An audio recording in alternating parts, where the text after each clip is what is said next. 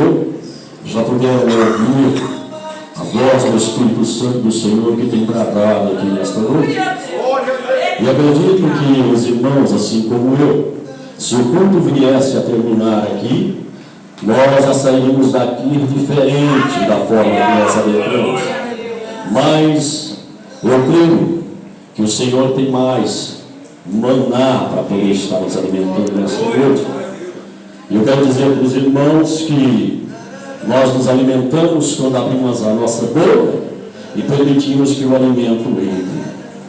Então não se engane nesta noite, continue adorando, porque você tem esta permissão para entrar diante do Senhor, adorando, glorificando e ser contemplado, como naquela visão de Isaías, a qual os anjos clamavam uns aos outros, dizendo: Santo, Santo é o Senhor dos exércitos.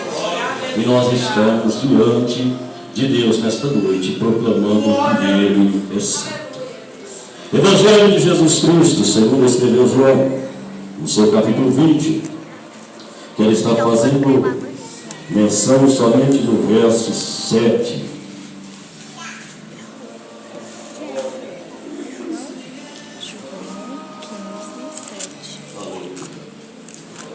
Evangelho de Jesus Cristo, segundo escreveu João, seu capítulo 20, no seu verso 7. Só quem encontrou, por favor, digam amém. Glória a Deus. Diz-se a palavra do Senhor. E que o lenço que tinha estado sobre a sua cabeça não estava com os lençóis, mas enrolado num lugar à parte. Repita. E que o lenço que tinha estado sobre a sua cabeça não estava com os lençóis, mas enrolado num lugar à parte. Senhor meu Deus, Pai de poder e glória, Deus santo e eterno, Senhor, eu estou aqui, Pai, mais uma vez diante da tua santa e gloriosa tribuna, Pai, para poder, Senhor Deus, fazer menção da tua palavra, Senhor. Senhor Deus, como eu tenho sempre pedido, Senhor Deus, que não seja eu, mas que seja o teu Santo Espírito, Senhor Deus, falando através da minha boca, Senhor. Toma, Senhor Deus, as minhas palavras, Senhor Deus, que eu seja simplesmente um instrumento, Senhor, ligado no trono de glória nesta noite, Pai. Porque toda glória, toda honra, todo poder, toda exaltação, somente ao Senhor pertence, Pai. Pai, eu não sou digno, Senhor Deus, de sequer estar aqui, Pai. Mas pela misericórdia, Pai, pela bondade do Senhor, Pai, o Senhor me alcançou, ó Pai, lavou, Senhor Deus, me deu um banho, pôs vestes novas, Senhor, e escreveu uma nova história, Papai querido. E é por isso, Senhor Deus, que eu tenho esta honra hoje, Senhor, de ser ministro, Senhor, da tua palavra, Pai, porque é uma honra grandiosa, ó Pai, porque eu não sou representante da palavra do homem, Senhor, mas eu sou representante da palavra do céu nesta noite. Pai, fala, Senhor Deus, aquilo que o Senhor queira, Pai, e não aquilo que eu quero. É o que eu peço, Senhor, e agradeço, crendo, em nome do Senhor Jesus. Amém. Glórias a Deus. Aleluia. Meus amados, o Evangelho de Jesus Cristo, os 4 evangelhos, ele vem fazendo citação dos feitos, das maravilhas e do operar de Jesus Cristo. Jesus Cristo inicia o seu ministério operando um grande milagre em Caná da Galileia, ali onde há uma bodas, encerra-se o vinho e Jesus transforma a água em vinho. Aquele momento onde muitas pessoas já ficaram admiradas com o operar de Jesus. Mas Jesus não se limitou naquele milagre, naquele momento, e nós sabemos bem disso. Os irmãos conhecem tanto quanto, se não até melhor do que eu, a trajetória de Jesus. Trajetória esta ao que foi marcada por perseguição. Trajetória essa ao qual foi marcada por diversos momentos, ao qual Jesus teve que se retirar do meio de algumas pessoas, ao qual tinha um intuito e um projeto de calar Jesus. Só que Jesus, ele levanta os seus discípulos e ele começa a instruir os seus discípulos na continuidade de uma missão ao qual Jesus se iniciou. Jesus começa a instruir os seus discípulos numa missão que haveria almas que teriam necessidade de ouvir o Evangelho para poder se converter. Jesus começa a instruir os seus discípulos que haviam necessidade de pessoas que receberem algum tipo de cura. Jesus começa a ensinar os seus discípulos que haviam pessoas que iam ter uma necessidade de ter uma libertação. Jesus instrui os seus discípulos em todos os momentos da necessidade do homem. E como se não bastasse, o que Jesus ainda lhe continua dizendo era o seguinte: que era necessário que ele fosse entregue, que ele padecesse, que ele sofresse, que ele fosse crucificado, mas que ao terceiro dia ele ressuscitaria e retornaria para o Pai. Só que o que me chama a atenção é que os discípulos de Jesus, parece que eles não estavam entendendo o que Jesus estava lhe dizendo. Tanto é que no momento da crucificação de Jesus, no momento da morte de Jesus, os seus discípulos, eles não acreditavam no que via. Eles não acreditavam no que os olhos contemplavam. É lógico, nós sabemos que nenhum de nós estamos preparados para receber uma notícia de uma morte. Mas Jesus não disse para os discípulos que ele seria morto e ficaria aprisionado naquele momento da morte.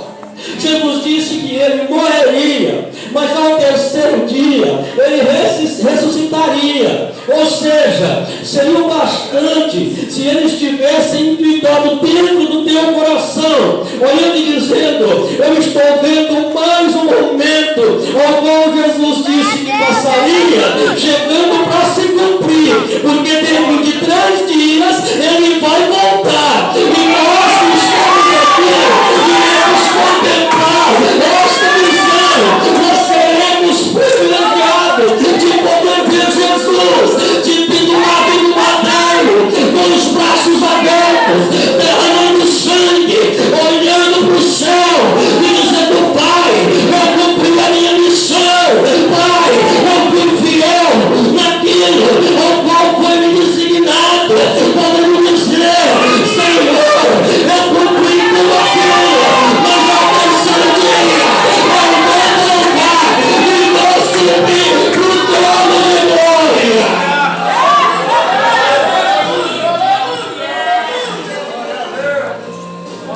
Mas os discípulos se limitaram na morte de Cristo.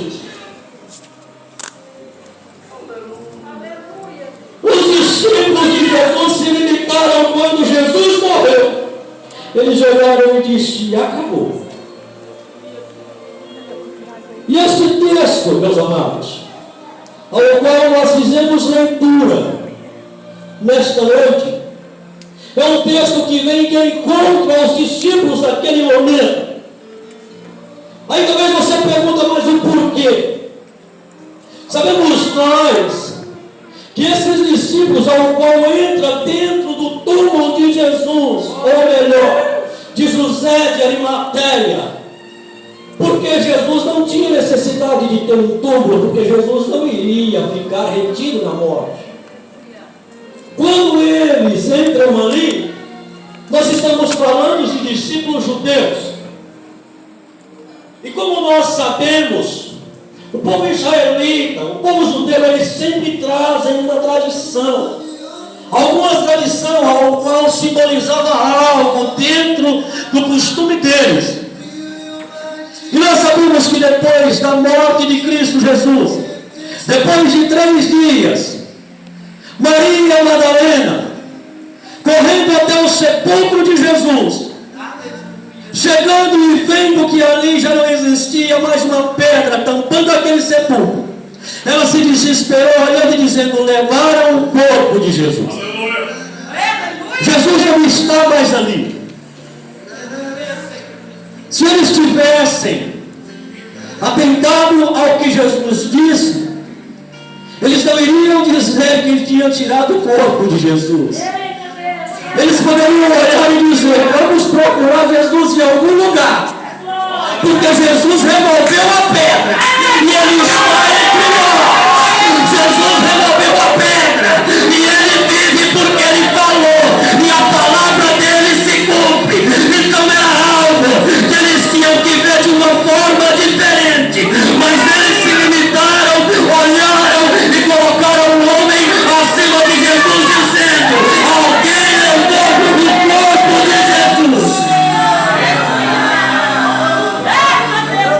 Deixa eu começar a ministrar no teu coração nesta noite. O propósito de Satanás, o propósito de diabo, era que Jesus ficasse limitado atrás daquela pedra. Era que Jesus ficasse ali, porque se não tivesse ressurreição, não haveria vida. Se não tivesse ressurreição, eu e você não teríamos a oportunidade de estarmos aqui hoje, glorificando aquele que ressuscitou em vitória, sempre.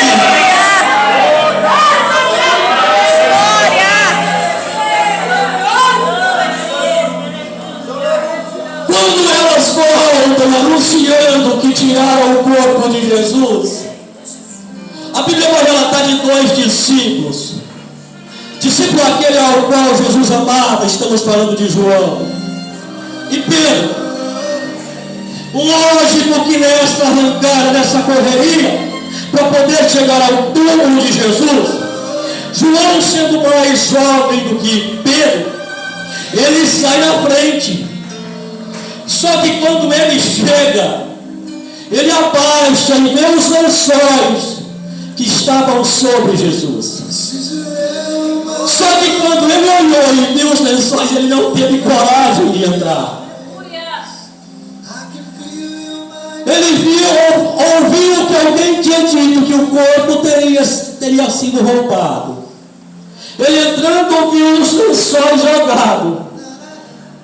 Ele pôs como que se alguém tivesse levado o corpo de Jesus. Pedro chega pouco depois. E Pedro sempre foi o destaque dos discípulos. E quando Pedro chega, ele não se conforma em ficar na porta. Pedro entendeu que para receber algo mais, tem que entrar para dentro.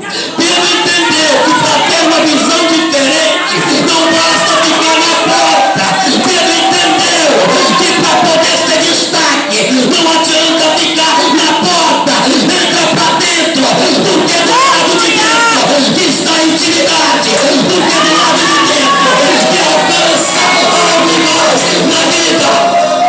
A porta para fora não tem o mesmo resultado.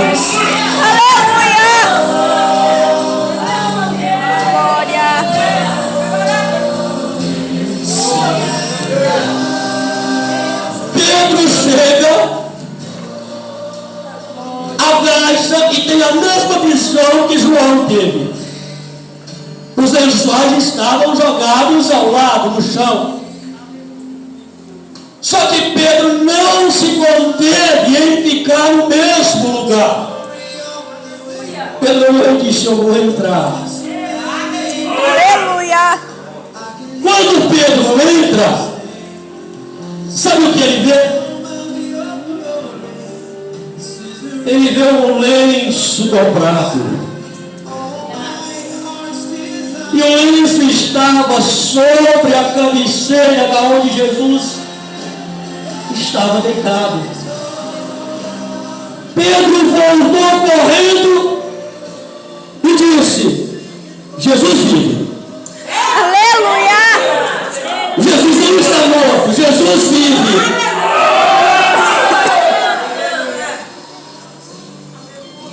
Eu imagino João questionando com Jesus e dizendo: mas o porquê de tanta certeza? Eu não tive a coragem de entrar. Você viu Jesus lá dentro? Ele olhou e disse: não, mas eu sou judeu e conheço a tradição de um judeu. Eu imagino João começando a questionar com Pedro. E Pedro começando a dizer para João: João, na nossa tradição, nós sabemos muito bem que quando o noivo se encanta por uma noiva, quando ele passa na rua, ele procura saber quem é o pai dela. E depois de ter descoberto quem é o pai dela, ele convida o seu pai e vai fazer uma visita no pai, na casa do pai da noiva. E quando ele chega, ele se apresenta, dizendo: eu encontrei a tua filha, me encantei por ela, e nasceu em mim um sentimento de amor, e eu quero me casar com a tua filha. O pai da noiva, obviamente, convida o noivo e diz para ele: vamos passear dentro da minha casa. Então eu vou te apresentar a casa da noiva. E quando ele começa a andar dentro da casa da noiva, ele passa por todos os lugares. Só que quando ele entra dentro do quarto da noiva, o pai coloca a limitação. Ele olha e diz para ele: você pode observar o quarto da noiva, você tem a liberdade de ficar só aí dentro. Somente não toca no guarda-roupa dela. E o costume era o seguinte: depois que ele saísse de dentro do quarto da noiva, ele tinha duas opções. Se ele quisesse casar com a noiva, ele pegava um lenço e deixava dobrado sobre a cama. Se ele, deixa eu repetir isso aqui. Se ele quisesse casar com a noiva, ele pegava um lenço e colocava dobrado em cima da cama. Ele dizia: eu gostei da noiva, eu quero a noiva, eu vou buscar a noiva, eu vou casar com essa noiva.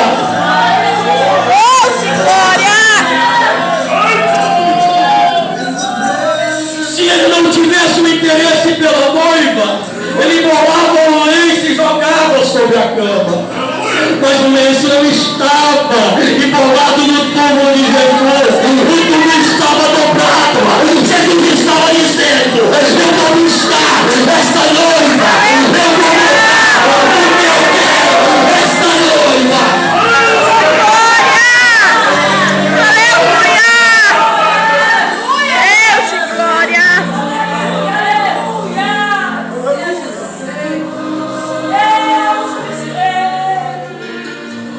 Quando se não bastasse, outra tradição dos judeus: todo mestre ou todo ano tinha um servo, e esse servo servia a mesa. E quando ele servia a mesa, ele tinha que sair da vista do seu mestre. Ele não poderia ficar ao lado do mestre enquanto o mestre estava à mesa.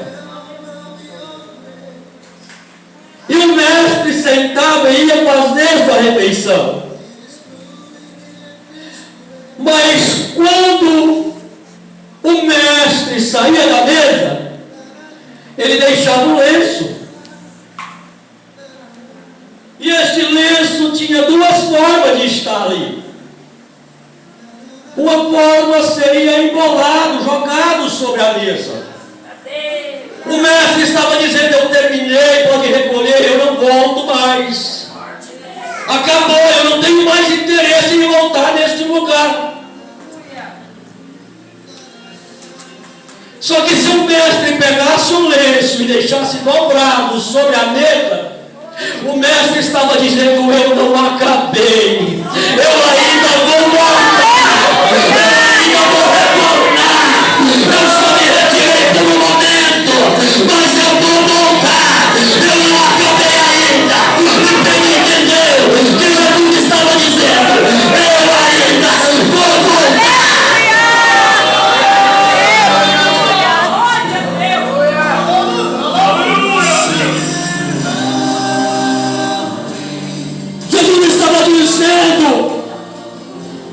O lenço está dobrado, eu não terminei o que eu comecei. O lenço ainda está posto. Eu ainda vou continuar o que eu comecei. Aleluia! Outro costume ao qual eles tinham é que quando eles hospedavam-se dentro da casa de alguém, ao levantar pela manhã para se retirar, quem estava deitado, quando se levantava, ele estendia sua cama, espichava o lençol e pegava o lenço. Se ele enrolasse o lenço e jogasse sobre a cama, ele estaria dizendo: eu não me agradei da recepção, eu não volto mais aqui, vocês não vão mais me ver neste local. Mas se ele pegasse o lenço, dobrasse o lenço e colocasse sobre a cama, ele estava dizendo: eu fui bem recepcionado, eu pretendo voltar, eu pretendo estar aqui mais uma vez. Quando Pedro entrou lá dentro, o lenço estava dobrado sobre o leito de Jesus, e Jesus estava dizendo: eu fui bem recepcionado. Alguns me perseguiram, alguns não me quiseram, mas eu vou voltar. Por quê? Porque a missão não acabou, porque o plano ainda não se cumpriu.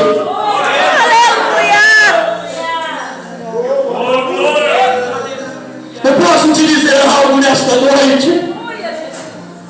O lenço de Jesus ainda está dobrado. O lenço de Jesus ainda está posto. Jesus está dizendo: eu ainda vou voltar. Continua fazendo, porque ainda vou vir. Continua fazendo, porque ainda tem projeto. Continua fazendo, porque ainda tem algo para se cumprir. Eu não estou morto, porque se eu estivesse morto, o lenço estaria embolado e não dobrado.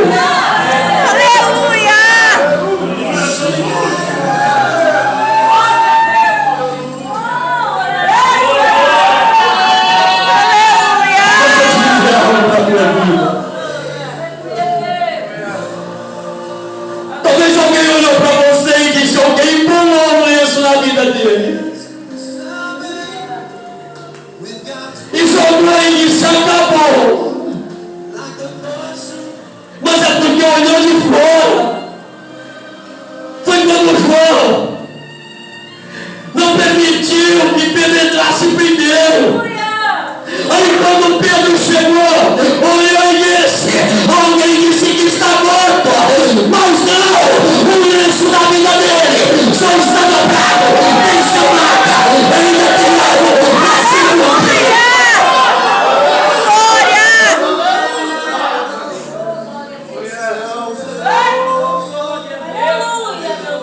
Sabe qual é a diferença de quem olhou por fora?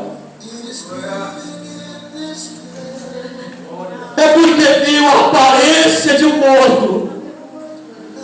E tem muitos que olham para nós desta forma. Olham por fora e dizem: está morto. está acabado, não tem mais força, está arrebentado, não consegue mais se levantar. Mas quem está lá dentro é quem conhece o teu íntimo. Mas quem está lá dentro é quem sabe aonde você tem buscado força para se colocar de pé.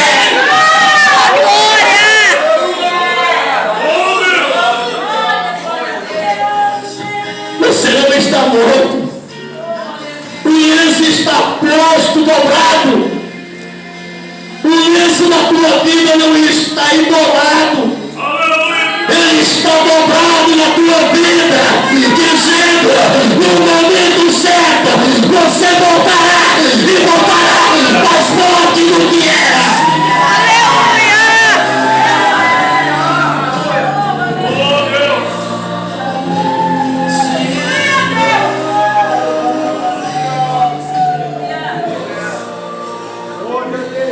Tem muitas pessoas que chegam correndo, olha de aparência, não espera para entrar para dentro, olha de aparência, volta correndo e tem prazer em dar notícia, está morto, mas deixe que alguém está lá dentro, olhando e dizendo: ainda está vivo.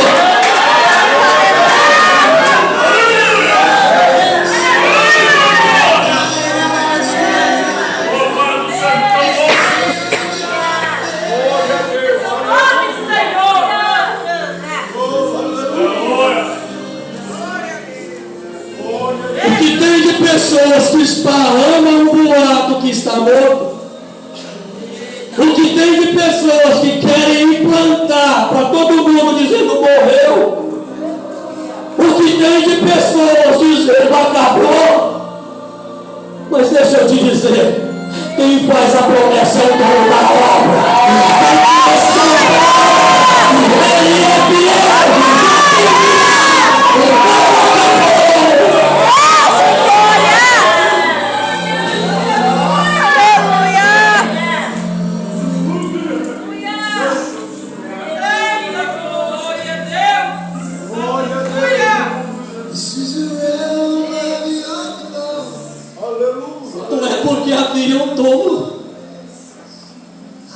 Não é porque havia uma sepultura. A sepultura não estava lacrada. O túmulo não estava fechado. O diabo até olhou e disse: não abram, não retirem esta pedra. Mas Jesus olhou e disse, como disse para Lázaro: remove esta pedra, porque lá dentro tem vida. Remova a pedra, porque vai sair algo grandioso.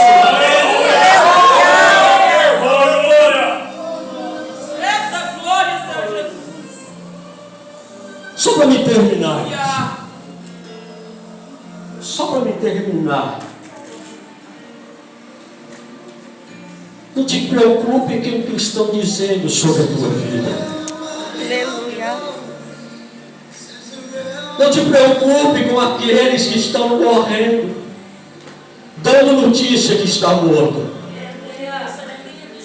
Não te preocupe com aqueles que têm prazer em chegar até a porta, mas não tem coragem de entrar porque tem medo do que vai vir lá dentro.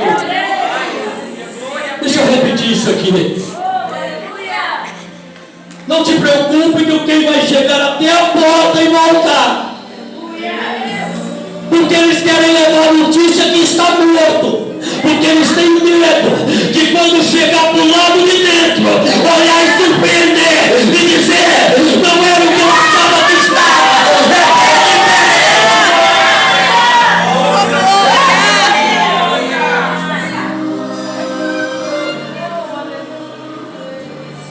O que tem de pessoas enterrando o ministério? O que tem de pessoas enterrando chamada? O que tem de pessoas dizendo morreu? Fez tanto, mas acabou. O que tem de pessoas dizendo aí agora não tem mais jeito? Mas reflita na tua vida. se esta palavra provém de Jesus. Porque se ela não provém de Jesus, porque Jesus é quem disse: eu sou o caminho, eu sou a verdade, eu sou a vida. Não há outro que tem vida além de Cristo. E Cristo diz nesta noite: eu estou dando vida. Aonde muitos acharam que estavam mortos.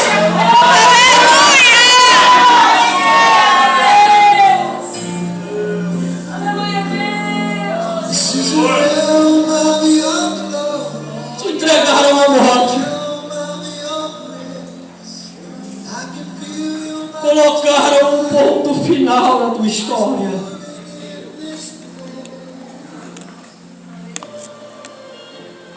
Mas deixa eu te dizer algo.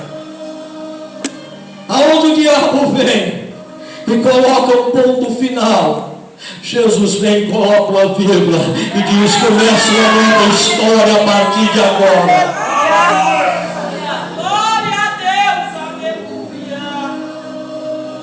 Você não entendeu. Você está sofrendo com o coração amargurado. Você está sofrendo a dor achando você mesmo que acabou a tua história. O diabo veio e colocou um ponto final. Aí Jesus chegou, colocou uma Bíblia, escreveu a história. Continua.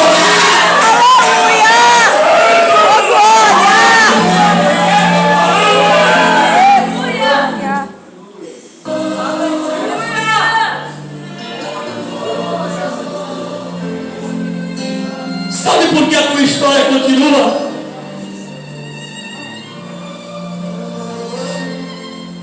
É porque Jesus fez uma promessa. E essa promessa de Jesus se cumpriu lá no Calvário. Essa promessa na tua vida, ela foi compra paga a preço de sangue. E quando a história é escrita com caneta, apagam-se. Quando a história é escrita a lápis, apagam-se. Quando a história é escrita a pincel, apagam-se. Mas quando a história é escrita com o sangue de Cristo, não tem nada que pode apagar.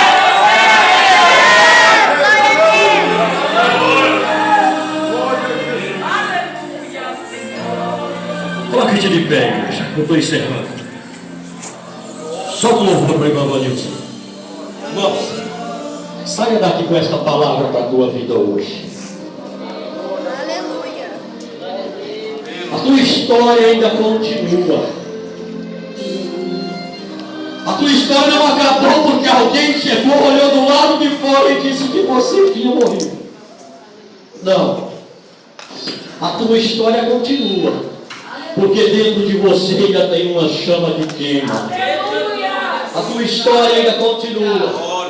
Porque dentro de você ainda há um desejo.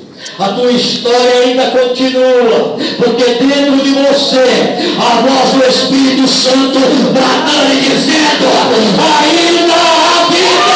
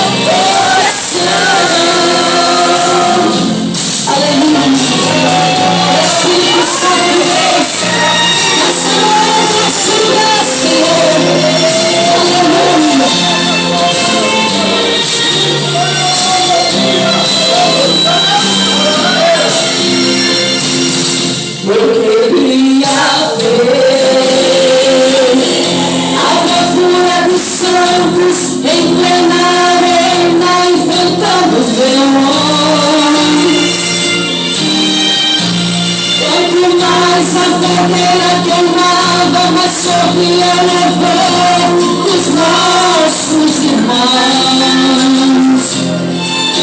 Sobre o sangue tomava nas ruas, chegava no céu com a vitória nas mãos. É o exemplo pra mim, verdadeira lição. Exalte o Senhor, ó meu Deus, reviva essa igreja de Deus, faz a chama arder nesse povo, com os mineiros que estão.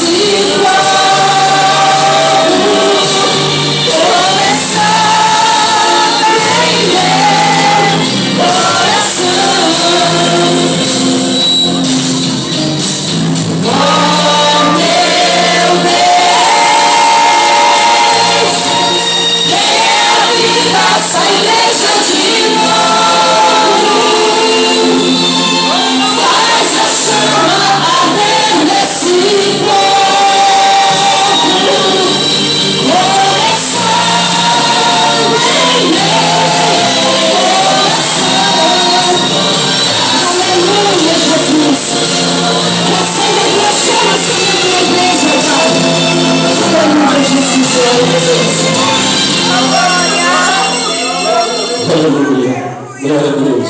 Ei, você pode olhar para dentro de você mesmo e diz para você mesmo: aqui dentro ainda tem vida, aqui dentro ainda tem chama, aqui dentro ainda há esperança. E o Senhor nesta noite, assim como foi louvado, vai reavivar esta força dentro do teu coração.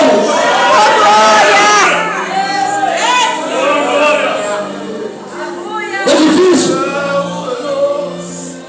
Às vezes dá vontade de parar. Às vezes falta força.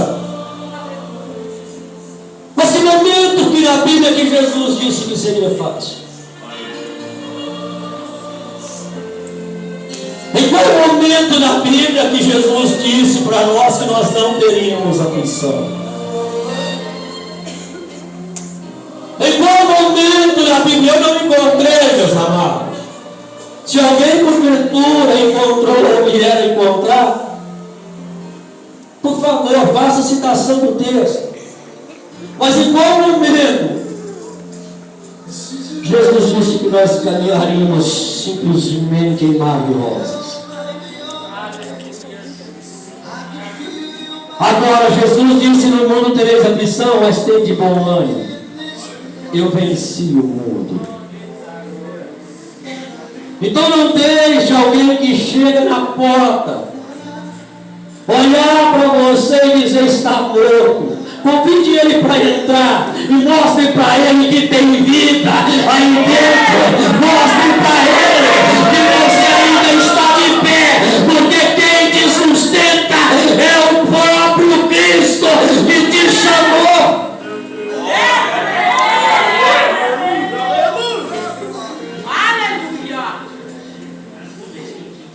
Não permita que muitos simplesmente olhem de fora e vê uma imagem de um sol jogado ao canto. Convide ele para entrar e ver que tem um lenço que está dobrado na tua vida. Convide ele para poder entender que você ainda está vivo na obra de Deus. Convide ele para entender que o teu chamado não acabou. Convide ele para entender que você ainda vai dar muito prejuízo para o inferno. Convide ele para entender que o projeto maior na tua vida é povoar o céu. Aleluia! Para entender que o projeto maior na tua vida é buscar primeiramente o reino de Deus e a sua justiça.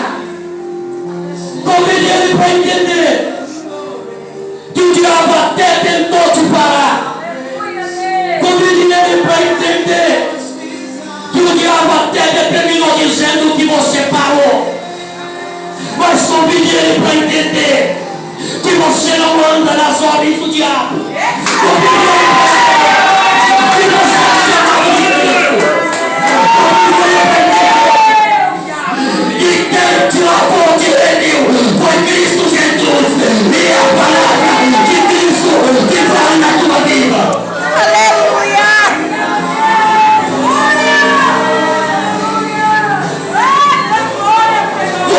Para entender que a falácia do diabo não prevalece na tua história.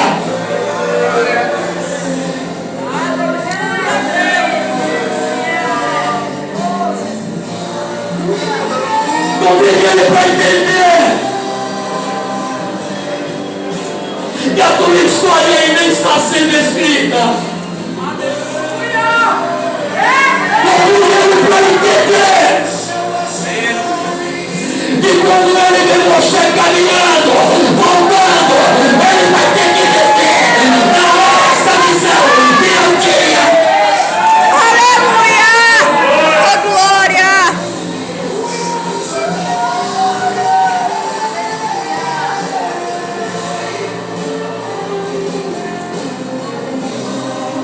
Convide ele para entender. O salmista disse: muitos verão, temerão e saberão.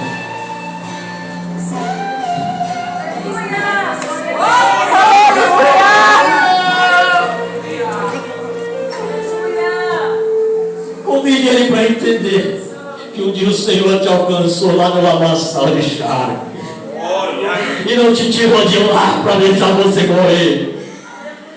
Convide ele para entender que quando o Senhor te tirou de lá, ele estava te dando vida e vida com abundância.